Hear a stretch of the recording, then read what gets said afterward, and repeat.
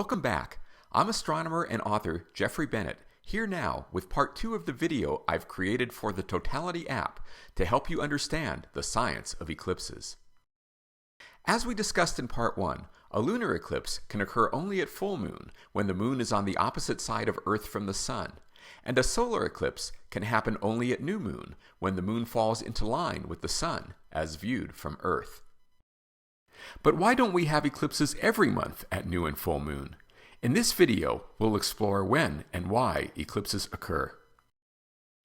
Let's begin by looking down on the moon's orbit around Earth, with dark cones representing the full shadows that each world casts into space.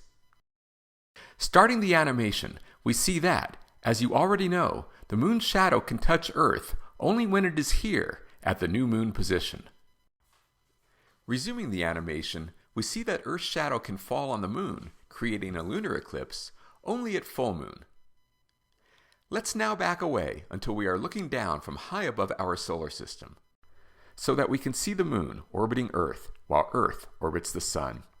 From this viewpoint, it might look as though we should have eclipses with every new and full moon, but we don't, and the reason is that the moon's orbit around Earth is slightly tilted to the Earth's orbit around the sun.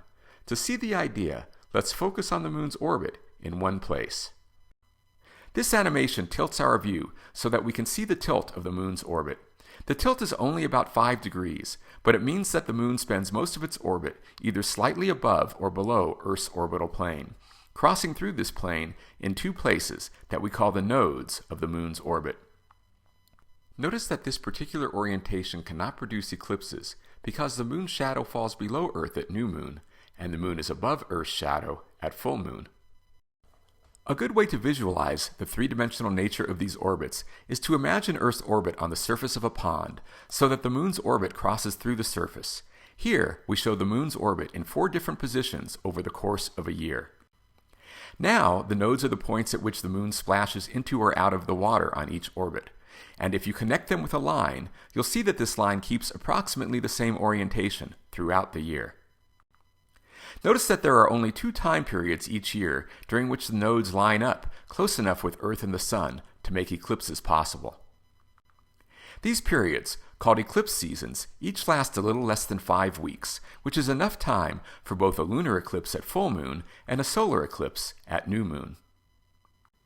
In other words, we have eclipses when 2 conditions are met. First, it must be either new or full moon, new moon for a solar eclipse and full moon for a lunar eclipse. Second, the new or full moon must occur when the moon is very close to a node, which means it must occur during an eclipse season. If this were the end of the story, the timing of eclipses would be very easy to predict. We'd have eclipse seasons exactly twice a year, with a solar eclipse at new moon and a lunar eclipse at full moon. But there is a further complication to eclipse timing. Although the diagram makes it look like eclipse seasons should come exactly 6 months apart, they actually come slightly more often, about 173 days apart. This is because the nodes don't stay perfectly fixed in the moon's orbit. Instead, they move around much as shown here, but far more slowly. The combination of the 173-day period between eclipse seasons and the moon's 29.5-day cycle of phases makes eclipses recur in a pattern that repeats about every 18 years, 11 1/3 days, a time period called the Saros cycle. You can see the idea on this map, which shows the paths of totality for total solar eclipses from 2017 to 2040, with paths of the same color representing eclipses separated by the Saros period. Notice that these paths, such as the ones for 2017 and 2035, also move about 1/3 of the way around the world, a direct result of the 1/3 day in the Saros cycle. This fact helps explain why ancient cultures had difficulty predicting the precise locations of eclipses, even when they could predict the timing. In addition, ancient astronomers could not always predict the precise type of lunar or solar eclipse, such as whether a solar eclipse would be total or annular, because they weren't aware of orbital details such as the precise way in which the moon's orbital distance varies over its orbit, as shown here. Today, with these details known, we can make precise eclipse predictions thousands of years into both the past and future.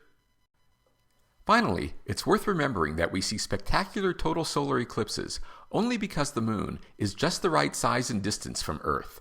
If the moon were farther away, it would never be able to cover the sun completely. If it were much closer, it would block the sun's atmosphere as well as its surface, so we wouldn't see the beautiful corona. Astronomically speaking, the moon's just right size and distance is an amazing coincidence because the moon has been gradually moving farther from Earth since the time it first formed. Long ago, when the moon was much closer, it did cover the sun's atmosphere during total eclipses. And by about 600 million years from now, the moon will have moved far enough away that total solar eclipses will no longer occur. That completes our introduction to eclipses. You can learn more about eclipses at the Eclipse website of the American Astronomical Society, with my totality book published by Big Kid Science, or in my free digital textbook for middle school Earth and space science. I also encourage you to check out the nonprofit Storytime from Space program, which posts videos of astronauts on the International Space Station reading books and conducting science demonstrations for kids, teachers, and families around the world.